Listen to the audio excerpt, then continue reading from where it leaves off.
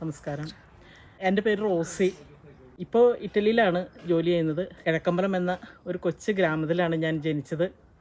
1964 December 28-ാം തീയതിയാണ് ഞാൻ ജനിച്ചത്. എൻ്റെ മാതാപിതാക്കൾ ഏലിക്കുട്ടി, പൈലി എന്ന ദമ്പതികളാണ്. ഞങ്ങൾ 6 മക്കളാണ്. 3 ചേട്ടന്മാർ, 2 അനുജത്തിമാർ. തരക്കേടില്ലാത്ത സാമ്പത്തിക ശേഷി, അതായത് അപ്പനൊരു ബിസിനസ്സൊക്കെ ആയിരുന്നു. എല്ലാവരും അത്യാവശ്യം വിദ്യാഭ്യാസം നൽകി. പക്ഷേ എനിക്ക് 15 വയസ്സുള്ളപ്പോൾ എൻ്റെ അപ്പൻ മരിച്ചു. 6 മക്കളെ വളർത്തണം, പഠിപ്പിക്കണം. അമ്മ കുറച്ച് കഷ്ടപ്പെട്ടിട്ടുണ്ട്, എങ്കിലും ഞങ്ങളെയൊക്കെ പഠിപ്പിച്ചു. ഞാൻ 10ാം ക്ലാസ് കഴിഞ്ഞ് മെഡിക്കൽ ലബോറട്ടറി ടെക്നീഷ്യൻ കോഴ്സ് കഴിഞ്ഞു. അതുപോലെ നേഴ്സിംഗ് അസിസ്റ്റൻറ്റ് പഠിച്ചു. വിവിധ ഹോസ്പിറ്റലുകളിലൊക്കെ ജോലി ചെയ്തു. അതിനുശേഷം 20ാം വയസ്സിൽ എൻ്റെ വിവാഹം കഴിഞ്ഞു. ഞങ്ങളുടെ ഒരേ ഇടവക തന്നെയുള്ള മുട്ടംതോട്ടിൽ ദേവസി ആൻ്റണിയാണ് എൻ്റെ ഭർത്താവ്. അങ്ങനെ എൻ്റെ പേര് തന്നെ മാറ്റപ്പെട്ടു. ഞാൻ റോസി പോൾ എന്നാണ് ഇത്രയും കാലം അറിയപ്പെട്ടിരുന്നത്. അത് റോസി ആൻ്റണിയായി. എല്ലാവരുടെയും അങ്ങനെ തന്നെയാണല്ലോ. അങ്ങനെ സന്തോഷകരമായ ഒരു കുടുംബജീവിതമായിരുന്നു. ഭർത്താവിനൊരു ചെറിയ ജോലിയുണ്ട്. ഉള്ളതുകൊണ്ട് സംതൃപ്തമായിട്ട് തന്നെ ഞങ്ങൾ ജീവിച്ചത്. മകൻ ജനിച്ച അധികം താമസിക്കാതെ തന്നെ ഞങ്ങൾ തറവാട്ട് വീട്ടിൽ നിന്ന് അവിടെ അനിയൻ, അനുജത്തി, മക്കളൊക്കെ ഉണ്ടായിരുന്നു. ഞങ്ങൾ വേറെ താമസിച്ചു. ചെറിയൊരു നല്ല വീടൊക്കെ പണിതു. അങ്ങനെ സന്തോഷമായിട്ട് ജീവിച്ചു. രണ്ടാമത്തെ എനിക്ക് മകളുണ്ടാവുന്നത് ഒരു 10 വർഷത്തിന് ശേഷമാണ്. മകന് ഒരു 9 വയസ്സ് കഴിഞ്ഞപ്പോഴാണ് എനിക്ക് മകളുണ്ടാവുന്നത്. അതിനുശേഷം ഞാൻ ഹോസ്പിറ്റലിൽ ജോലി ചെയ്തിട്ടുണ്ട്. ഞാൻ ഇറ്റലിയിൽ എത്താനുള്ള ഒരു സാഹചര്യത്തെക്കുറിച്ച് പറയുകയാണെങ്കിൽ എനിക്കതിനെക്കുറിച്ചൊന്നും വലിയ വിവരമൊന്നും ഉണ്ടായിരുന്നില്ല. ഇറ്റലിയിൽ എന്താണ് ജോലി ചെയ്യുന്ന കാര്യങ്ങളൊന്നും. എൻ്റെ ഒത്തിരി കസിൻസ് ഇറ്റലിയിലേക്ക് വർഷങ്ങൾക്ക് മുമ്പ് വന്നിട്ടുണ്ട്. അവരൊക്കെ വന്നത് എൻ്റെ ഒരു കസിൻ ബ്രദർ, എൻ്റെ ഫസ്റ്റ് കസിൻ ബ്രദർ ജർമ്മനിയിലുണ്ട്. അദ്ദേഹം എൻ്റെ കസിൻസിനെയൊക്കെ ഒത്തിരി പേരെ കൊണ്ടുവന്നിട്ടുണ്ട്. ഇതുപോലെ തന്നെ ഞാനൊരു ദിവസം അദ്ദേഹത്തോട് പറഞ്ഞു, എനിക്കിങ്ങനെ ഇറ്റലിയിൽ വരണമെന്ന് താല്പര്യമുണ്ട്. ഞാനൊരു ലാബ് ടെക്നീഷ്യനാണ്, അപ്പോൾ എന്തെങ്കിലും ഒരു ജോലി കിട്ടും. അപ്പം അങ്ങനെ വലിയ സാമ്പത്തിക ബുദ്ധിമുട്ടുകളോ കാര്യങ്ങളോ ഉണ്ടായിട്ടില്ല. ഒരാഗ്രഹം അങ്ങനെ പറഞ്ഞു. പുള്ളി അത് കുഴപ്പമില്ല സമ്മതിച്ചു. അതുപോലെ എൻ്റെ ഒരു കസിൻ സിസ്റ്റർ ഒത്തിരി പ്രോത്സാഹിപ്പിച്ചു. അപ്പോൾ അങ്ങനെ പോകാനുള്ള ഒരു താല്പര്യം എടുത്തു. പുള്ളി അത് നിരസിച്ചില്ല. വളരെ സന്തോഷത്തോടു കൂടി തന്നെ അദ്ദേഹം അതിന് വേണ്ട പേപ്പർ വർക്കുകളൊക്കെ ചെയ്തു. അങ്ങനെ മദ്രാസിൽ ഇൻ്റർവ്യൂവിന് പോയി. മകൾ ചെറുതായിരുന്നു, ഒത്തിരി ബുദ്ധിമുട്ടുണ്ട്. ഇൻ്റർവ്യൂവിനൊക്കെ പോകുമ്പോൾ ഇനി പോയാൽ മകളിൽ എന്താണ്, ഒറ്റപ്പെടുമോ, വേറെ ആരും ഇല്ല, ഹസ്ബൻഡ് ജോലി സ്ഥലത്താണ്, അങ്ങനെയുള്ള കുറേ ചിന്തകളൊക്കെ ഉണ്ടായിരുന്നു. എന്നാലും മുന്നോട്ടുള്ള അവരുടെ ഭാവിയായാലും ഒരു യൂറോപ്യൻ രാജ്യങ്ങളിൽ ജോലി ചെയ്യുക, അപ്പോൾ മക്കളെ കൊണ്ടുപോകാം, അവർക്ക് നല്ലൊരു ഭാവി ഉണ്ടാകും, അതൊക്കെയായിരുന്നു അന്നേരം ചിന്തിച്ചത്. അപ്പോൾ മറ്റൊന്നും നോക്കിയില്ല, പോകാൻ തന്നെ തീരുമാനിച്ചു. അങ്ങനെ ഇൻ്റർവ്യൂവിന് പോയി, വിസ അടിച്ചു. അങ്ങനെ പോകാനുള്ള തയ്യാറെടുപ്പുകളൊക്കെ നടത്തി. എന്ത് കൊണ്ടുപോകണം, എങ്ങനെ പോകണം, ഏത് ഫ്ലൈറ്റിന് പോകണം, ഇതൊന്നും എനിക്കറിയില്ലായിരുന്നു. നമുക്കതിനെക്കുറിച്ചൊന്നും വലിയ ലോകപരിചയമൊന്നുമില്ല. നമ്മുടെ ഇട്ടാവട്ടത്തിൽ ചുറ്റി നടന്നിട്ടുള്ളതല്ലാതെ ഒരുപാട് ലോകപരിചയമോ കേരളത്തിൻ്റെ മുക്കുമൂല പോലും നമുക്കറിയില്ല. അപ്പോൾ ഇറ്റലിയിലേക്കൊക്കെ പോവുക അല്ലെങ്കിൽ ജർമ്മനിക്ക് പോവുക എന്നൊക്കെ പറഞ്ഞാൽ വളരെ അതിശയമായിട്ടാണ് അന്ന് ഞങ്ങളൊക്കെ വിചാരിച്ചിരുന്നത്. അപ്പം അങ്ങനെ ഒരു സാഹചര്യം ഒത്തുവന്നു. പോകാനുള്ള തയ്യാറെടുപ്പുകൾ നടത്തി. എന്ത് ഡ്രസ്സ് വേണമെന്നൊന്നും നമുക്കറിയില്ല അന്ന്. എൻ്റെ കയ്യിൽ ഉണ്ടായിരുന്നത് സാരിയാണ്. കിട്ടിയ സാരിയൊക്കെ പറക്കി ബാഗിൽ പെട്ടിയിലിട്ടു. അങ്ങനെ അവിടെ നിന്ന് യാത്രയായി. എൻ്റെ കൂടെ എൻ്റെ വേറൊരു ബ്രദറിൻ്റെ മകനും വൈഫും ഉണ്ടായിരുന്നു അവരോടൊപ്പം. എന്നിട്ട് മശ്ശേരി എയർപോർട്ടിൽ ചെന്നു. ഇത്ര അടുത്തൊന്നും വിമാനമൊന്നും നമ്മൾ കണ്ടിട്ടില്ല. ആകാശത്തിലൂടെ പറന്നു പോകുന്ന കൊച്ചു ഇത്ര വലുതാണെന്നൊക്കെ മനസ്സിലാക്കിയത് എയർപോർട്ടിൽ ചെന്നപ്പോഴാണ്. അവിടെ ചെന്നു. ഒത്തിരി സങ്കടത്തോടു കൂടി തന്നെയാണ് വീട്ടിൽ നിന്ന് ഇറങ്ങിയത്. എൻ്റെ ബ്രദർ, അനുജത്തിമാർ, ആങ്ങളയുടെ മക്കൾ എല്ലാവരും ഉണ്ടായിരുന്നു ഞാൻ പോകുമ്പോൾ. എല്ലാവരെയും വിട്ട് പോകാൻ ബുദ്ധിമുട്ടായിരുന്നു. എങ്കിലും പോയാലല്ലേ പറ്റൂ. ഏതായാലും വിസ അടിച്ചു. എല്ലാവരുടെയും പ്രോത്സാഹനവും കരുതലും ഒക്കെ കൊണ്ട് ഞാൻ പോകാൻ തന്നെ തീരുമാനിച്ചു. അങ്ങനെ എയർപോർട്ടിൽ ചെന്നു. ദുബായ് ഫ്ലൈറ്റിലാണ്, എമിറേറ്റ്സിൻ്റെ ഫ്ലൈറ്റിലാണ് പോയത്. ഫ്ലൈറ്റിൽ കയറി കുറച്ചു നേരം കഴിഞ്ഞപ്പോൾ എനിക്ക് ക്ഷീണം കൊണ്ട് ഞാനങ്ങ് ഉറങ്ങിപ്പോയി. ആ ഫ്ലൈറ്റ് യാത്രയുടെ സുഖമൊന്നും അന്ന് എനിക്ക് മനസ്സിലായില്ല. ഭയങ്കര സുഖമല്ല കേട്ടോ, സുഖമാണെന്ന് ഓർത്താണ് നമ്മളിരിക്കുന്നത് ഫ്ലൈറ്റ് യാത്രയൊക്കെ. പക്ഷേ ഞാനൊന്നും അറിഞ്ഞില്ല. ഭക്ഷണം എപ്പോഴോ ഭക്ഷണം വന്നു. അതെല്ലാം ഈ എൻ്റെ കൂടെയുള്ള കസിൻ വിളിച്ച് ഭക്ഷണം തന്നു. വീണ്ടും ഉറങ്ങും. അങ്ങനെ ദുബായ് എയർപോർട്ടിൽ ഇറങ്ങി. അവിടെ നിന്ന് അടുത്ത കണക്ഷൻ ഫ്ലൈറ്റ് അതിൽ കയറി. ഫ്രാങ്ക്ഫർട്ട് എയർപോർട്ടിലാണ് ഞാൻ ഇറങ്ങിയത്. അവിടെ നല്ല സുന്ദരമായ കാഴ്ചകളും വലിയൊരു എയർപോർട്ടാണ്. അവിടെ ഒത്തിരി കാണാനൊക്കെ ഉണ്ടായിരുന്നു. അതുപോലെ തന്നെ നമ്മുടെ ലഗേജുകളൊക്കെ വരുന്ന ഇതായിട്ട് പറയുന്നത് എനിക്കറിയില്ല. അത് ഒക്കെ കാണുമ്പോൾ, നമ്മൾ ആദ്യമായിട്ട് കാണുമ്പോൾ അതൊക്കെ ഒരു അതിശയം പോലെ എനിക്ക് തോന്നിയായിരുന്നു. അങ്ങനെ ഞങ്ങൾ എയർപോർട്ടിന് പുറത്ത് കടന്നു. ഞങ്ങളെ കാത്ത് ബ്രദറും ഫാമിലിയും നിൽപ്പുണ്ടായിരുന്നു. എൻ്റെ ബ്രദർ താമസിക്കുന്നത് ട്രിയർ എന്ന് പറഞ്ഞ ജർമ്മനിയിൽ ട്രിയർ എന്ന് പറഞ്ഞ സ്ഥലത്താണ് താമസിക്കുന്നത്. കാറിൽ ഞങ്ങൾ അങ്ങോട്ട് യാത്ര ചെയ്തു. ഫെബ്രുവരി മാസത്തിൽ നല്ല മഞ്ഞ് പെയ്ത് കിടക്കുന്ന സമയമായിരുന്നു. അപ്പം മഞ്ഞൊന്നും നമ്മളങ്ങനെ നാട്ടിൽ കണ്ടിട്ടില്ലല്ലോ. പക്ഷെ 2 സൈഡിലും റോഡിൽ നിന്നും വലിച്ചു നീക്കിയ മഞ്ഞായിരിക്കാം. വെളുത്ത് വളരെ ഭംഗിയായിട്ട് മഞ്ഞുകട്ടകൾ അടക്കി വെച്ചിരിക്കുന്ന പോലെ ഇങ്ങനെ കിടക്കുന്ന കണ്ടപ്പോൾ എനിക്ക് വല്ലാത്ത അതിശയവും എല്ലാ സന്തോഷവും തോന്നി. മഞ്ഞ് കാണുക എന്നൊക്കെ പറഞ്ഞു കഴിഞ്ഞിട്ടുണ്ടെങ്കിൽ അന്ന് ഭയങ്കര സന്തോഷമാണ്. അങ്ങനെ ഇതെല്ലാം കണ്ട് ബ്രദറിൻ്റെ വീട്ടിലെത്തി. അവർ ഞങ്ങൾക്ക് വേണ്ടി നല്ല ഭക്ഷണമൊക്കെ ഒരുക്കി വെച്ചിരുന്നു. നാട്ടിൽ നിന്നും പോകുന്നതിന് ശേഷം നമ്മൾ ചോറും കറികളൊന്നും കഴിച്ചിട്ടില്ലല്ലോ. പെട്ടെന്ന് ഒരു നേരം, എപ്പോഴും 3 നേരം ചോറും കറികളുമാണ് എനിക്ക് ഏറ്റവും ഇഷ്ടം. അപ്പോൾ ഒരു ദിവസം അതൊന്നും കഴിക്കാതെ വന്നപ്പോൾ വലിയ ബുദ്ധിമുട്ട്. അപ്പോൾ ചെന്നു, ബ്രദറിൻ്റെ ഫാമിലി എല്ലാം ഒരുക്കി വെച്ചിട്ടുണ്ടായിരുന്നു. ചോറും കറികളൊക്കെ കഴിച്ചു, വിശ്രമിച്ചു. കുറേ നേരം വർത്തമാനമൊക്കെ പറഞ്ഞിരുന്നു. വളരെ സന്തോഷമായിട്ട് തന്നെ കഴിച്ചു കൂട്ടി. 20 ദിവസത്തെ വിസിറ്റിങ്ങിനാണ് ഞാൻ പോയത്. 12 ദിവസം ഞാൻ ജർമ്മനിയിൽ താമസിച്ചു. അതിനിടയ്ക്ക് എൻ്റെ ബ്രദറിൻ്റെ ബർത്ത്ഡേ ഉണ്ടായിരുന്നു. വളരെ ആഘോഷമായിട്ട് 50ാമത് അദ്ദേഹത്തിൻ്റെ ബർത്ത്ഡേ നടത്തി. വളരെ ആഘോഷമായിട്ട് തന്നെ നടത്തി. ജർമ്മനിയിലുണ്ടായിരുന്ന ആ 12 ദിവസവും ഞങ്ങൾ ജർമ്മനിയിലെ പല ഭാഗങ്ങൾ ചുറ്റിക്കറങ്ങി കണ്ടു. ഒത്തിരിയേറെ പള്ളികൾ, അതുപോലെ തന്നെ സൂപ്പർ മാർക്കറ്റുകൾ, പല സ്ഥലങ്ങളും നമ്മളെ അത്ഭുതപ്പെടുത്തും. അങ്ങനെ 12 ദിവസത്തെ ബ്രദറിൻ്റെ വീട്ടിലെ താമസത്തിന് ശേഷം ഞങ്ങൾ 3 പേരും കൂടി, എൻ്റെ കസിൻ്റെ മകനും വൈഫും ഞാനും ഇറ്റലിയിലേക്ക് പോയി. അവിടെ ഫ്രാങ്ക്ഫർട്ടിൽ നിന്നും ചമ്പീനോ, ഇറ്റലിയിലെ ചെറിയൊരു എയർപോർട്ടാണ്, ചമ്പീനോ എയർപോർട്ടിൽ ഇറങ്ങി. ഞങ്ങളുടെ കസിൻസ് ഒത്തിരി പേര് ഇറ്റലിയിലുണ്ട്. അവർ കുറച്ച് പേര് വന്നിരുന്നു. ഞങ്ങളെയും കൂട്ടി അവരിവിടെ ഇറ്റലിയിലുള്ള അവർ താമസിക്കുന്ന വീട്ടിലേക്ക് കൊണ്ടുപോയി.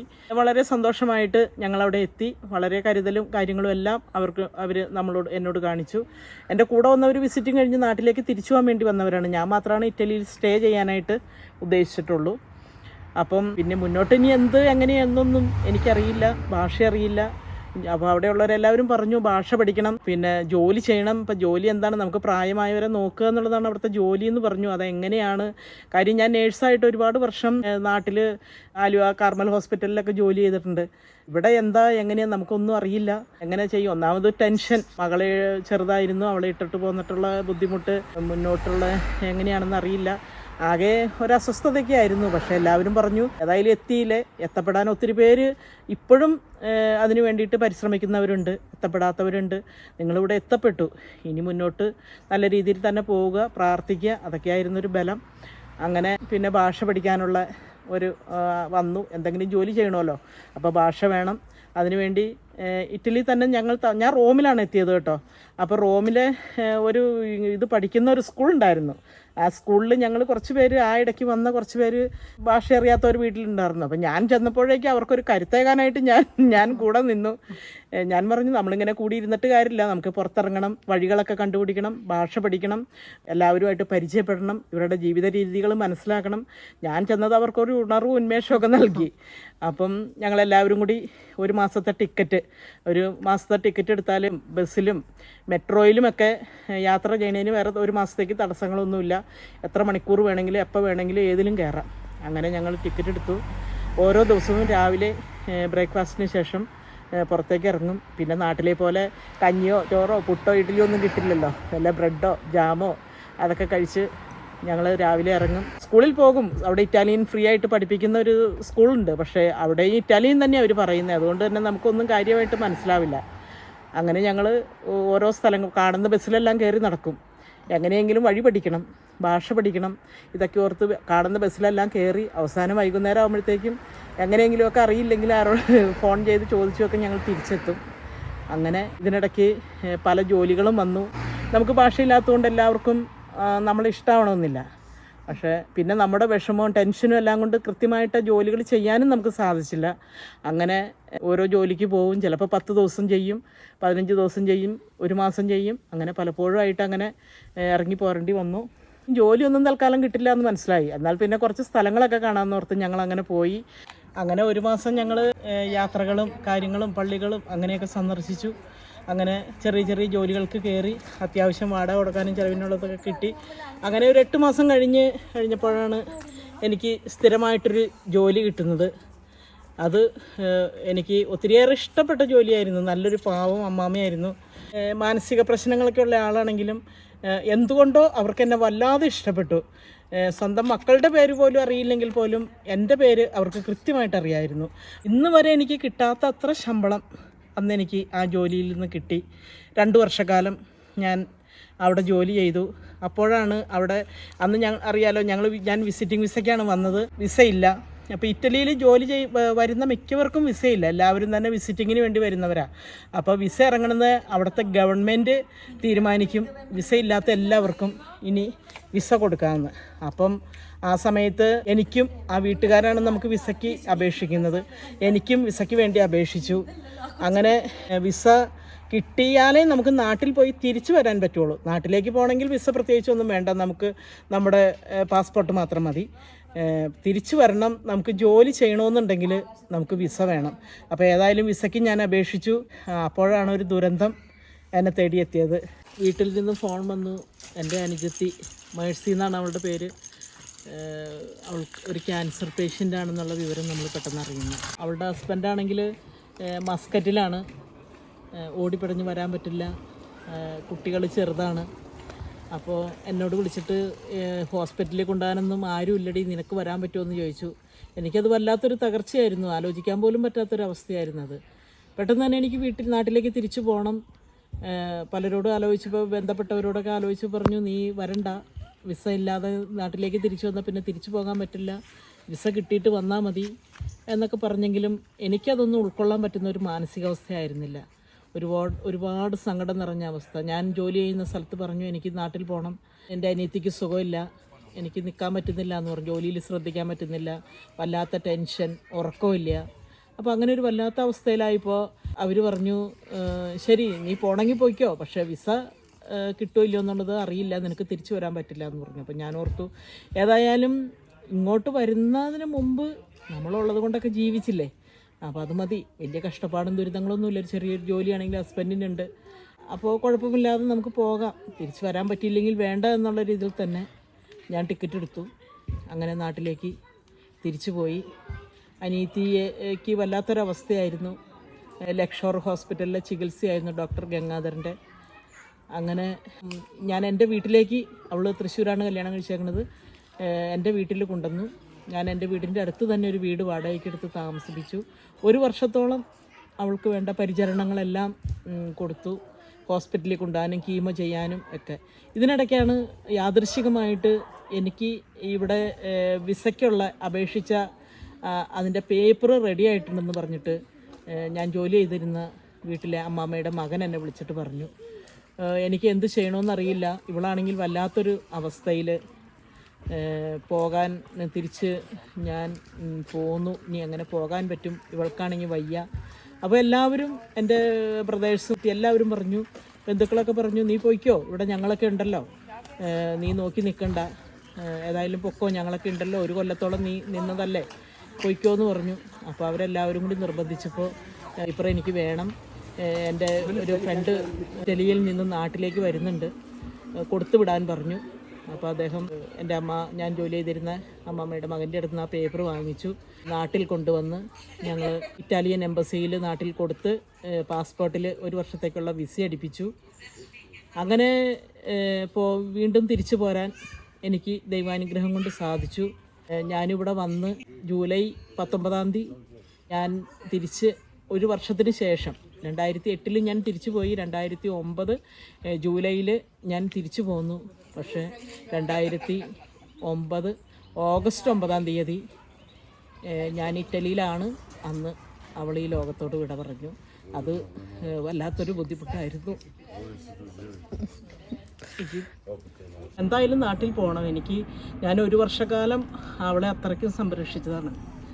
അപ്പോൾ വീണ്ടും ഞാൻ വന്നിട്ട് കുറച്ച് ദിവസങ്ങളേ ആയിട്ടുള്ളൂ. അന്ന് ടിക്കറ്റ് എടുക്കണമെന്നതിനൊക്കെ ഭയങ്കര പൈസയാണ്. ഏതാണ്ട് 1.5 അവരുടെ ഞാൻ ജോലി ചെയ്ത അവരുടെ ഹെൽപ്പ് കൊണ്ട്, എൻ്റെ കയ്യിൽ പൈസയൊന്നുമില്ല, എന്നാലും ആ നല്ല മനുഷ്യരുടെ നല്ല മനസ്സുകൊണ്ട് തന്നെ എനിക്ക് അന്ന് 1.25 ലക്ഷം രൂപയോളം ആയി ടിക്കറ്റിന്, പെട്ടെന്ന് എമർജൻസി ആയിട്ട് എടുത്തതുകൊണ്ട്. അപ്പം ടിക്കറ്റ് എടുത്ത് നാട്ടിലെത്തി. പക്ഷേ അവൾ മരിച്ചെന്ന് എന്നോട് പറഞ്ഞില്ലായിരുന്നു, എനിക്കറിയില്ലായിരുന്നു അവൾ മരിച്ചെന്ന്. തീരെ വയ്യ, വരുന്നുണ്ടെങ്കിൽ വരാമെന്ന് പറഞ്ഞു. അപ്പോൾ പെട്ടെന്ന് തന്നെ ഞാൻ പോയി. പക്ഷേ എയർപോർട്ടിൽ വെച്ചാണ് ഞാൻ അറിയുന്നത് അവൾ മരിച്ചു എന്ന്. അത് എനിക്ക് ജീവനോടെ ഒന്നും കാണാൻ പറ്റിയില്ല. അതൊരു വല്ലാത്ത വിഷമമായിരുന്നു. എന്തായാലും 20 ദിവസത്തെ ലീവിന് ഞാൻ വീണ്ടും പോയി. അങ്ങനെ അതിൻ്റെ എല്ലാം കഴിഞ്ഞ് ഞാൻ വീണ്ടും തിരിച്ചു വന്നു. അങ്ങനെ വീണ്ടും ജോലിയിൽ പ്രവേശിച്ചു. അങ്ങനെ ഇരിക്കുമ്പോൾ 2-3 വർഷം വീണ്ടും ഞാൻ ആ ജോലിയിൽ ചെയ്തു. അതിനിടയ്ക്ക് ഞാൻ ജോലി നോക്കിക്കൊണ്ടിരുന്ന ആ അമ്മൂമ്മ മരിച്ചുപോയി. പിന്നെ അവരുടെ മകൻ ഒരു സുഖമില്ലാത്ത മനുഷ്യനായിരുന്നു. അദ്ദേഹത്തെ കുറച്ച് കാലം നോക്കി. വളരെ നല്ലൊരു ജോലിയായിരുന്നു. വളരെ സന്തോഷത്തോടു കൂടി നല്ല ശമ്പളവും കാര്യങ്ങളൊക്കെ ഉണ്ടായിരുന്നു. അങ്ങനെ ഇരിക്കുമ്പോഴാണ് എനിക്ക് നാട്ടിൽ നിന്ന് മകൾ +2 പാസ്സായി സമയമായിരുന്നു. എങ്ങനെയെങ്കിലും അവളെ കൊണ്ടുവരണം. എന്തെങ്കിലും ഒരു യൂറോപ്പിൽ വന്ന് പഠിക്കാനൊക്കെ ആഗ്രഹിക്കുന്നവരാണല്ലോ. നമ്മുടെ ജോലി സ്ഥലത്ത് ആണെങ്കിൽ ഇപ്പോൾ ഇറ്റലിയെ സംബന്ധിച്ച് പറയുകയാണെങ്കിൽ നമുക്ക് നല്ല മനുഷ്യരാണ് ഇറ്റലിയിലുള്ളവരൊക്കെ.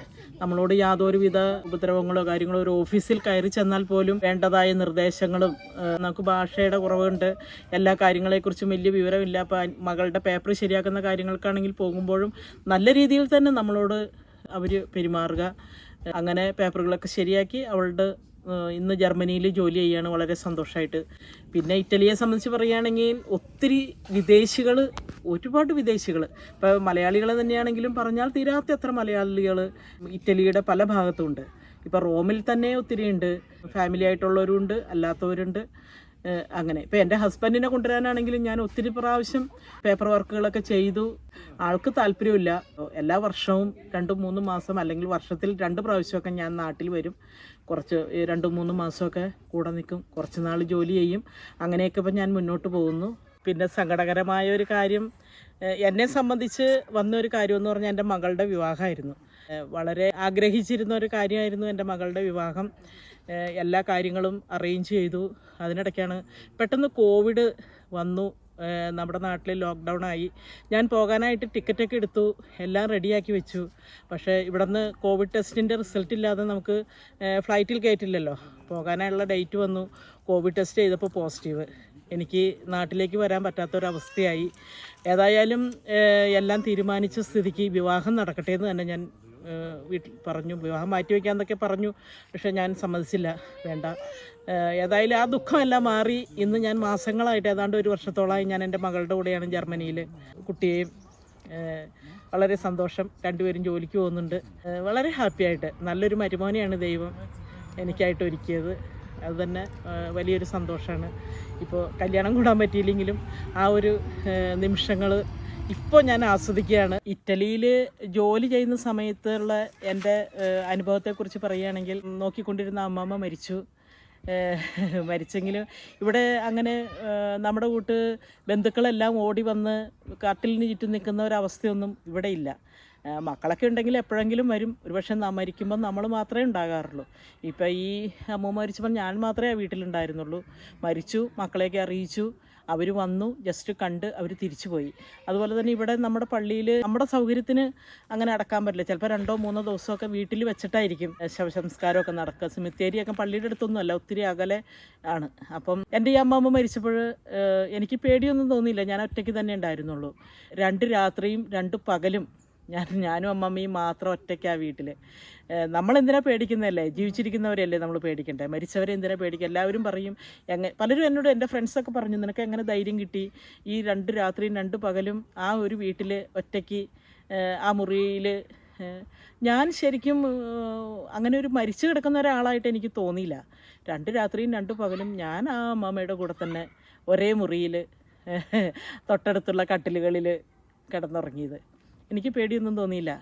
അങ്ങനെ മറ്റുള്ളവരോട് പറയുമ്പോൾ അതിശയത്തോടു കൂടി അത് അവർ കണ്ടിട്ടുണ്ട്. അതൊന്നും എനിക്കത്ര പ്രശ്നമില്ല. പിന്നെ നമ്മൾ മെട്രോയിലൊക്കെ യാത്ര ചെയ്യുമ്പോൾ ഒരുപാട് വിദേശികളുള്ളത് കൊണ്ട് ബാഗുകളും ഡോക്യുമെൻസുകളും ആഭരണങ്ങളും ഒക്കെ കളവ് പോകും. ഞാനൊരു ദിവസം ഒരു ബസ് സ്റ്റോപ്പിൽ നിൽക്കുമ്പോൾ എൻ്റെ മാല, ഞാൻ വരുമ്പോൾ സ്വർണ്ണമൊക്കെ ഇട്ട്, മലയാളികളുടെ ഒരു പ്രത്യേകതയാണല്ലോ സ്വർണ്ണമൊക്കെ കയ്യിലും കാതും ഒക്കെ മാലയൊക്കെ ഇട്ട് വരിക. അപ്പം ഇതുപോലെ ഞാനും ഒരു മാലയൊക്കെ ഇട്ട് വന്നതാണ്. പെട്ടെന്ന് ബസ് സ്റ്റോപ്പിൽ വന്നപ്പോൾ ഒരു ആഫ്രിക്കക്കാരൻ ആ മാല കൊണ്ടുപോയി. നല്ല തൂക്കമുള്ള മാലയായിരുന്നു. എന്ത് ചെയ്യാൻ പറ്റും? അങ്ങനെ ഒരുപാട് പേർക്ക് ഇന്നും അങ്ങനെ അനുഭവങ്ങളുണ്ട്. പിന്നെ എനിക്ക് എടുത്തു പറയാനുള്ള കാര്യമെന്ന് പറഞ്ഞു കഴിഞ്ഞിട്ടുണ്ടെങ്കിൽ സന്തോഷങ്ങൾ തന്നെയാണ് എനിക്കുള്ളത്. നമ്മുടെ നാട്ടിലൊന്നും നമ്മളെത്ര ഒരു ചെറുപ്രായത്തിലേക്ക് ബർത്ത്ഡേയൊക്കെ എൻ്റെയൊക്കെ ചെറുപ്പത്തിലൊന്നും ആഘോഷിച്ചിട്ടുണ്ടോ എന്ന് ചോദിച്ചാൽ എനിക്കറിയില്ല അതിനെക്കുറിച്ചൊന്നും. ഞാനൊരു 40 വയസ്സായ പിന്നെയാണ് ഞാൻ ഇറ്റലിയിലെത്തിയത്. ഇന്നിപ്പോൾ എനിക്ക് 60 വയസ്സ് തികയാൻ പോകുന്നു. ശരിക്കും ഈ കഴിഞ്ഞ 20 വർഷവും എൻ്റെ ബർത്ത്ഡേ വളരെ ഭംഗിയായിട്ട് ഞങ്ങളുടെ കസിൻസ് എല്ലാം കൂടി ബർത്ത്ഡേ ആഘോഷിച്ചിട്ടുണ്ട്. 50ാമത്തെ ബർത്ത്ഡേ ഒരു ഹോട്ടലിൽ വെച്ച് വളരെ ഭംഗിയായിട്ട് നടത്തി. അതുപോലെ തന്നെ നമ്മൾ ജോലി ചെയ്യുന്ന സ്ഥലത്ത് അവർക്കറിയാം നമ്മുടെ ബർത്ത്ഡേ, നമ്മുടെ സർട്ടിഫിക്കറ്റ്, നമ്മുടെ പാസ്പോർട്ടിൻ്റെ കോപ്പിയൊക്കെ അവരുടെ കയ്യിലുള്ളത് കൊണ്ട് നമ്മുടെ ബർത്ത്ഡേ നമ്മളറിയാതെ തന്നെ അവർ അതിന് വേണ്ട സജ്ജീകരണങ്ങൾ നടത്തി നമുക്ക് വേണ്ടപ്പെട്ടവരെ വിളിക്കാം, വരാൻ ഭക്ഷണം എല്ലാം അവരൊരുക്കി തരും. അതെൻ്റെ ജീവിതത്തിലെ വലിയൊരു സന്തോഷകരമായ അനുഭവങ്ങളൊക്കെയാണ് കേട്ടോ. അങ്ങനെയൊക്കെ ബർത്ത്ഡേ ആഘോഷിക്കുക എന്ന് പറഞ്ഞാൽ ഇപ്പോൾ നാട്ടിലൊന്നും മക്കളോ നമ്മുടെ ഡേറ്റ് പോലും ആരും ഓർത്തിരിക്കില്ല. പക്ഷേ ഇവിടെ അങ്ങനെയല്ല.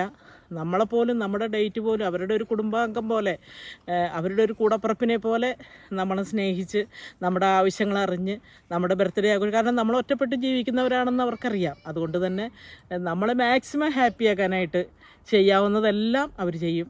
അത്ര നല്ല മനുഷ്യരാണ് ഇറ്റാലിയൻസ്. എൻ്റെ അനുഭവത്തിൽ, എല്ലാവർക്കും അങ്ങനെയാണോ എന്നൊന്നും എനിക്കറിയില്ല. ഇറ്റലി ചെന്നപ്പോൾ എനിക്കാണെങ്കിൽ ചോറും കറികളൊക്കെ ഭയങ്കര ഇഷ്ടമാണ്. ഞാൻ പലപ്പോഴും എൻ്റെ ചെറുപ്പത്തിൽ ചോറും കറിയില്ലാത്തൊരവസ്ഥ വന്നാൽ ശരിക്കും ഞാൻ ചത്തുപോകും എന്നുള്ള ഒരവസ്ഥയിൽ ജീവിച്ചയാളാണ്. പക്ഷേ ഇറ്റലിയിൽ വന്നപ്പോൾ നമുക്കതൊന്നും കിട്ടാനില്ല. ഇവിടെ നോക്കുമ്പോൾ വേവിക്കാത്ത ഇറച്ചി തിന്നുന്നു ആളുകൾ, മീൻ പുഴുങ്ങി തിന്നുന്നു, എരിവില്ല, പുളിയില്ല, ഉപ്പും കുരുമുളക് പൊടിയോ ഒക്കെ ഇട്ടൊക്കെ കഴിക്കുന്നു. ഇതെങ്ങനെ കഴിക്കും, ചോറില്ലാതെ എങ്ങനെ ജീവിക്കും എന്നുള്ള ഒരു ടെൻഷനൊക്കെ എനിക്കുണ്ടായിരുന്നു. പക്ഷേ ഇവിടെ വന്ന് നമ്മൾ പലപ്പോഴായിട്ട് അതെല്ലാം കഴിച്ചു. ഇവിടുത്തെ ചീസ്, പല സാധനം, ഇറച്ചി, പ്രഷൂത്തോ, അങ്ങനെ പല പേരുകളിൽ അറിയപ്പെടുന്ന, ശരിക്കും വേവിച്ച ഇറച്ചിയാണോ പച്ച ഇറച്ചിയാണോ എന്ന് നമുക്കറിയില്ല, ബ്രെഡിൽ വെച്ചൊക്കെ കഴിക്കും. പിന്നെ മെയിനായിട്ട് പാസ്തയാണ്. പാസ്ത വളരെ ടേസ്റ്റിയാണ് കേട്ടോ. നമുക്ക് എരിവും പുളിയൊന്നും, നമ്മൾ ചോറ് കഴിക്കുന്നത് പോലെ അതാണ് അവരുടെ ഭക്ഷണം. നമ്മൾ മെയിനായിട്ട് ചോറ് കഴിക്കുന്ന പോലെ ഇവരുടെ മെയിൻ ഭക്ഷണം പാസ്തയാണ്. അത് കഴിഞ്ഞ് സെക്കൻഡ്, തേർഡ് എന്നൊക്കെ പറഞ്ഞിട്ട് ഇലകളും ഇറച്ചി, ചെറിയ ഇറച്ചി കഷ്ണങ്ങൾ ചീഞ്ചട്ടിയിലിട്ട് ചൂടാക്കി കഴിക്കുക. വളരെ നമ്മുടെ നാട്ടിലെ ഈ സ്പൈസസ് ഒക്കെ കഴിക്കുന്നതിനേക്കാളും ഒത്തിരി നല്ലതാണ് ഇവിടുത്തെ ഫുഡ്. ഇറ്റാലിയൻ ഫുഡ് ലോകത്തിലെ ഏറ്റവും നല്ല ഫുഡാണെന്നൊക്കെയാണ് ഇവർ അവകാശപ്പെടുന്നത്. എനിക്കതിനെക്കുറിച്ച് കൂടുതലൊന്നും അറിയില്ല, എങ്കിലും വളരെ ടേസ്റ്റിയാണ്. അതോ ഇറ്റാലിയൻ പിസ്സ വളരെ നല്ലതാണ്. ഞങ്ങൾ വല്ലപ്പോഴൊക്കെ വാങ്ങിച്ച് കഴിക്കും, അല്ലെങ്കിൽ വീട്ടുകാർ വാങ്ങിച്ചു തരും. വളരെ നല്ല ഫുഡാണ്. എനിക്ക് ഇറ്റാലിയൻ ഫുഡ് വളരെ ഇഷ്ടമാണ്. എങ്കിലും നമ്മുടെ ചോറും കറിയൊന്നും മറക്കരുതല്ലോ. ഇടയ്ക്ക് അതെല്ലാം വയ്ക്കും. അങ്ങനെ ഭക്ഷണത്തിൻ്റെ കാര്യത്തിൽ എനിക്ക് ഈ ഒരു ബുദ്ധിമുട്ട് തുടക്കത്തിൽ തോന്നിയെങ്കിലും പിന്നീട് അങ്ങോട്ട് ഇത്രയും വർഷങ്ങളായിട്ടും എനിക്കൊരു ബുദ്ധിമുട്ട് അനുഭവപ്പെട്ടിട്ടില്ല. ഞാനിവിടെ വന്നതുകൊണ്ട് എന്ത് നേടി എന്ന ഒരു ചോദ്യത്തിന് എനിക്ക് ഉത്തരം പറയാനായിട്ട് പറയുകയാണെങ്കിൽ, ഞാൻ നേരത്തെ പറഞ്ഞല്ലോ, എനിക്ക് കുടുംബത്തിൽ ഹസ്ബൻഡിന് അത്യാവശ്യം നല്ലൊരു ജോലി ഉണ്ടായിരുന്നതുകൊണ്ട് സാമ്പത്തികമായിട്ട് വലിയ പ്രശ്നങ്ങളൊന്നും എനിക്കുണ്ടായിരുന്നില്ല. എങ്കിലും എനിക്കിന്ന് മക്കളെ ഇവിടെ എത്തിക്കാൻ സാധിച്ചു. അവർക്ക് നല്ലൊരു ജോലി, അതുപോലെ തന്നെ നല്ല നിലയിൽ എൻ്റെ മകളെ കെട്ടിച്ചു.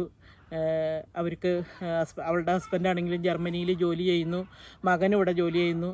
അപ്പം അതൊക്കെ എനിക്ക് സാധിച്ചത് ഞാനിവിടെ വന്നതുകൊണ്ടും എന്നെ ഇവിടെ എത്തിക്കാനായിട്ട് മനസ്സ് കാണിച്ച ആ വ്യക്തിയുടെ മനസ്സും കൊണ്ടുമാണ് കേട്ടോ. അതും വലിയൊരു ഉപകാരമായി. അതുപോലെ തന്നെ ഞാനിവിടെ വന്നതുകൊണ്ട് എൻ്റെ ബന്ധുക്കൾക്ക് ഒത്തിരി പേർക്ക് ഇവിടെ വരാനും അവരുടെ സാമ്പത്തിക നില മെച്ചപ്പെടുത്താനും അവരുടെ മക്കൾക്ക് വിദേശ രാജ്യങ്ങളിൽ പഠിക്കാനും ഒക്കെയുള്ള കാര്യങ്ങൾ എനിക്ക് ചെയ്തു കൊടുക്കാൻ പറ്റി. മിക്കവരും തന്നെ മക്കളെയൊക്കെ വലിയ നിലയിൽ ഇവിടെ വന്നതുകൊണ്ട് ഞാനവർക്ക് ഇങ്ങനെയുള്ള ഓരോ സഹായങ്ങൾ ചെയ്തു കൊടുത്തത് കൊണ്ടും അവരുടേത് അതെനിക്ക് വളരെ മാനസികമായിട്ട് ഒത്തിരി സന്തോഷം നൽകുന്ന കാര്യങ്ങളാണ്. മറ്റുള്ളവർക്ക് വേണ്ടിയിട്ട് എന്തെങ്കിലുമൊക്കെ ചെയ്യാൻ സാധിക്കുന്നത്, അതിലെനിക്ക് ഒരുപാട് സന്തോഷമുണ്ട്. ഞാൻ ആദ്യമായിട്ട് നാട്ടിൽ നിന്ന് പോരുമ്പോഴൊക്കെ എനിക്ക് ഒരുപാട് അബദ്ധങ്ങൾ പറ്റിയിട്ടുണ്ടേ. നമ്മളിപ്പോൾ ഇറ്റലിയിൽ പലർക്കും അറിയാം, യൂറോപ്യൻ രാജ്യങ്ങളിൽ സാരിയോ ചുരിദാറൊന്നും ഉപയോഗിക്കില്ല എന്ന്, ജീൻസും ഷർട്ടും ഇങ്ങനെയുള്ളതൊക്കെയാണ് അവിടെ ഉപയോഗിക്കണേ. എനിക്കിതിനെക്കുറിച്ചൊന്നും അറിയില്ല, ആരും പറഞ്ഞു തന്നുമില്ല. പിന്നെ എനിക്കാണെങ്കിൽ ഇച്ചിരി വണ്ണമുള്ള കൂട്ടത്തിലാണ്, നിങ്ങൾക്ക് കാണുമ്പോൾ അറിയാമല്ലോ. ജീൻസും ടോപ്പൊക്കെ മേടിക്കാൻ കടയിൽ ചെല്ലുമ്പോൾ എല്ലാവരും കളിയാക്കുമോ, ഇങ്ങനെയൊക്കെയുള്ള കുറേ പേടിയുണ്ടായിരുന്നു. അതുകൊണ്ട് ഞാനൊന്നും വാങ്ങിച്ചില്ല. ഒരു 12 സാരി, ഒരു 3-4 ചുരിദാറ്, ഇതൊക്കെ ബാഗിലൊക്കെയാണ് ഞാൻ ഫ്ലൈറ്റ് കയറുന്നത്. ബ്രദറിൻ്റെ വീട്ടിൽ ചെന്നപ്പോൾ പെട്ടി പൊട്ടിച്ചു. നിനക്ക് ജീൻസും പുള്ളി ഭയങ്കര തണുപ്പായിരുന്നു. അദ്ദേഹം എനിക്ക് ഇടാനുള്ള ജാക്കറ്റൊക്കെ കൊണ്ടുവന്നിട്ടുണ്ടായിരുന്നു. ഞാൻ ചുരിദാർ ഇട്ടും കൂടെ ചെന്നേക്കണേ, പൊടും തണുപ്പ്, ഷൂ ഒന്നുമില്ല. അദ്ദേഹം എനിക്ക് ജാക്കറ്റൊക്കെ കൊണ്ടുവന്ന് തന്നു തണുപ്പിൽ നിന്ന് രക്ഷപ്പെടാനായിട്ട്. അങ്ങനെ അത് കഴിഞ്ഞ് വീട്ടിൽ ചെന്ന് കഴിഞ്ഞപ്പോൾ പെട്ടി അദ്ദേഹം പൊട്ടിച്ച് എവിടെ നിൻ്റെ ഡ്രസ്സ് എന്നൊക്കെ നോക്കിയപ്പോൾ സാരികൾ. അപ്പോൾ എന്നോട് ചോദിച്ചൊരു ചോദ്യമുണ്ട്, നീ എന്താടി ഇറ്റലിയിലേക്ക് സാരി കച്ചവടത്തിന് പോകുന്നതാണോ എന്ന്. അപ്പോഴാണ് എനിക്ക് മനസ്സിലായത് ഇവിടെ സാരി ഒന്നും ആരും ഉപയോഗിക്കില്ല, ഡ്രസ്സ് ഇങ്ങനെയാണ്, ആണിനും പെണ്ണിനും വ്യത്യാസമൊന്നുമില്ല, എല്ലാവരും ജീൻസും ഷർട്ടും ഇതും. അതുപോലെ തന്നെ ഇപ്പം നമ്മൾ യാത്ര ചെയ്യുന്ന ട്രെയിനായാലും അല്ലെങ്കിൽ കുർബാന കാണാൻ പോകുന്ന പള്ളിയായാലും എവിടെയായാലും അല്ലെങ്കിൽ ജോലികൾ പോലും ഇപ്പോൾ ഡ്രൈവർമാർ സ്ത്രീകളുണ്ട്, ട്രെയിൻ ഓടിക്കുന്നവർ, മെട്രോ ഓടിക്കുന്നവർ, എല്ലാവരും സ്ത്രീകളും പുരുഷന്മാരും ഒക്കെ ഉണ്ട്. എല്ലാവർക്കും തുല്യതയുള്ളൊരു നാടാണ്. അത് നമുക്ക് അതിശയം തോന്നും. എന്ത് ജോലി ചെയ്യുന്നതിനും ഇവിടെ ആർക്കും മടിയില്ല.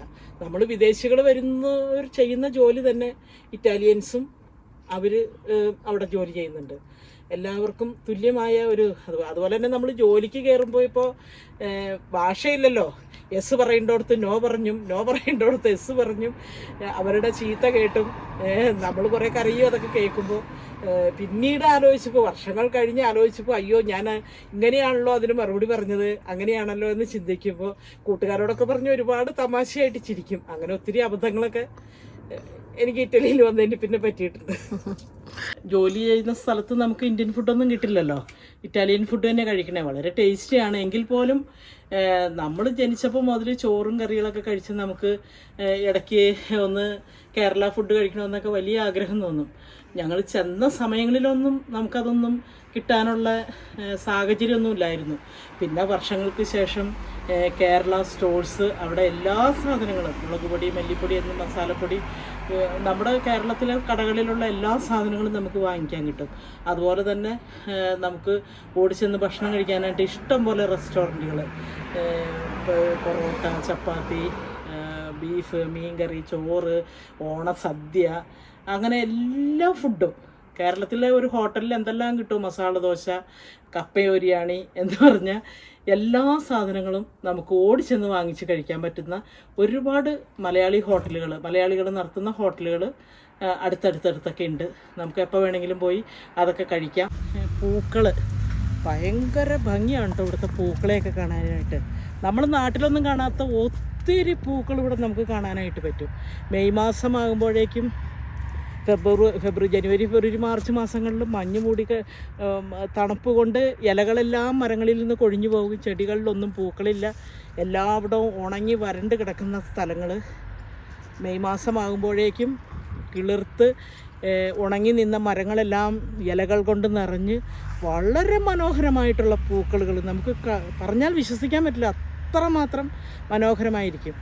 അതുപോലെ തന്നെ റോഡ് സൈഡുകളിൽ യാതൊരു പരിചരണവും ഇല്ലാതെ കിടക്കുന്ന പുൽനാമ്പുകളിലെല്ലാം വളരെ ഭംഗിയുള്ള പൂവ്, റോസകൾ കട്ട കുത്തി, മരങ്ങൾ എല്ലാം തഴച്ച് വളർന്ന്, അതുപോലെ തന്നെ റോഡരികിൽ ആപ്പിൾ മരങ്ങൾ, ഓറഞ്ച് മരങ്ങൾ, ഇതിനകത്തൊക്കെ കൊല കുത്തി നമ്മുടെ നാട്ടിൽ മാങ്ങയൊക്കെ ഉണ്ടായി കിടക്കുന്നത് പോലെ അതിനേക്കാളുപരിയായിട്ട് ഓറഞ്ചും ആപ്പിളും ഒക്കെ ഉണ്ടായി കിടക്കും. നമുക്ക് പറിച്ച് കഴിക്കാം. വളരെ ടേസ്റ്റിയാണ്. ഇനിയിപ്പോൾ നാട്ടിലേക്ക് തിരിച്ചു പോകുന്നുണ്ടോ എന്ന ചോദ്യത്തിന് പോകണം. എത്രയൊക്കെ ആയാലും ഏതെല്ലാം രാജ്യങ്ങളിൽ പോയാലും നമ്മുടെ സ്വന്തം നാട്, ദൈവത്തിൻ്റെ സ്വന്തം നാടെന്നറിയപ്പെടുന്ന കേരളം തന്നെ നമുക്ക് വലുത്. നമ്മൾ ഓടിക്കളിച്ച നാടും ബന്ധുക്കളും സുഹൃത്തുക്കളും കൂട്ടുകാരും അയൽവക്കക്കാരും അതൊന്നും മറക്കാൻ പറ്റുന്ന കാര്യങ്ങളൊന്നും അല്ലല്ലോ. എനിക്ക് ഒത്തിരി ഫ്രണ്ട്സൊക്കെ നാട്ടിലുണ്ട്. എല്ലാവരുമായിട്ട് ഇപ്പോഴും വളരെ അടുപ്പത്തിൽ തന്നെയാണ്. അതുപോലെ എൻ്റെ കൂടപ്പിറപ്പുകൾ ഒക്കെ പോകുന്നു. എല്ലാവരെയും കാണണം, എല്ലാവരുടെയും കൂടെ നടക്കണം, സന്തോഷമായിട്ട് ചക്കയും മാങ്ങ ഒത്തിരി കാലങ്ങളായിട്ട് ചക്കയും മാങ്ങയൊക്കെ തിന്നിട്ട്. അപ്പം അതൊക്കെ ആ സമയങ്ങളിൽ നമുക്ക് പോകാൻ പറ്റിയിട്ടില്ല. പലപ്പോഴും അതൊക്കെ തീരുന്ന സമയത്തായിരിക്കും നാട്ടിലേക്ക് പോകാനുള്ള അവസരം കിട്ടുന്നത്. അപ്പോൾ അതൊക്കെ കഴിക്കണം. എല്ലാവരുമായിട്ട് കൂട്ടുകൂടി ടൂറ് പോകണം, തീർത്ഥാടനങ്ങൾ നടത്തണം. ഞാനും എൻ്റെ ഉത്തരവാദിത്തങ്ങളൊക്കെ, എൻ്റെ മക്കളുടെ വിവാഹം കഴിഞ്ഞു, അവർക്ക് മക്കളായി. അപ്പോൾ എൻ്റേതായ ബാധ്യതകളെല്ലാം കഴിഞ്ഞു. സ്വസ്ഥമായിട്ട് ഞങ്ങൾ പ്രായമായി ഞങ്ങളൊന്നിച്ച് ഇനിയുള്ള കാലം സന്തോഷമായിട്ട് നാട്ടിൽ ജീവിക്കണം. അതുപോലെ തന്നെ ക്രിസ്മസ്, പള്ളിപ്പെരുന്നാൾ, അതൊക്കെ ഒരുപാട് സന്തോഷം തരുന്ന കാര്യങ്ങളാണ് അതൊക്കെ. അതിലൊക്കെ സംബന്ധിക്കണം. ഒത്തിരി കാലങ്ങളായി അതിലൊക്കെ പെട്ടിട്ട്.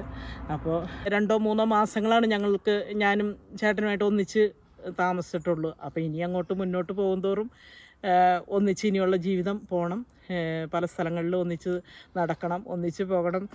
ഒരുപക്ഷെ നല്ല ഒരു പ്രായം കളഞ്ഞല്ലോ, ഇനിയാണോ അങ്ങനെ ഒരു തോന്നൽ എന്നൊക്കെ നിങ്ങൾക്ക് തോന്നാം. പക്ഷേ സത്യത്തിൽ നമുക്ക് ആവശ്യം ഇപ്പോഴാണ്. കുറച്ച് പ്രായമായി കഴിയുമ്പോഴാണ് നമുക്ക് കൂട്ട് വേണം. അന്നൊക്കെ നമുക്ക് പണിയെടുക്കണം, പൈസ ഉണ്ടാക്കണം, മക്കളെ വളർത്തണം, അങ്ങനെയുള്ള ഒരു ചിന്തയിലൂടെ നമ്മളൊക്കെ ജീവിച്ചു പോകുന്നത്. കുറച്ച് പ്രായമായി കഴിയുമ്പോഴാണ് ചിന്തിക്കുന്നത് ഒന്നിച്ച് ജീവിക്കണം, കൂട്ട് വേണം, മറ്റും എവിടെയെങ്കിലുമൊക്കെ പോകണം. അപ്പോൾ ഇനിയുള്ള എൻ്റെ കാലം ഞാൻ എൻ്റെ ഭർത്താവും ഞാനുമായിട്ട് ഒന്നിച്ച് ജീവിച്ച് സന്തോഷത്തോടെ കഴിയുമെങ്കിൽ ഒന്നിച്ച് ഭരിക്കണമെന്ന് തന്നെയാണ് ആഗ്രഹം. സാധിക്കട്ടെ എന്ന് ദൈവത്തോട് പ്രാർത്ഥിക്കുന്നു. ഞാൻ സ്തുതി പാടിടും എൻ്റെ യേശുനാഥ.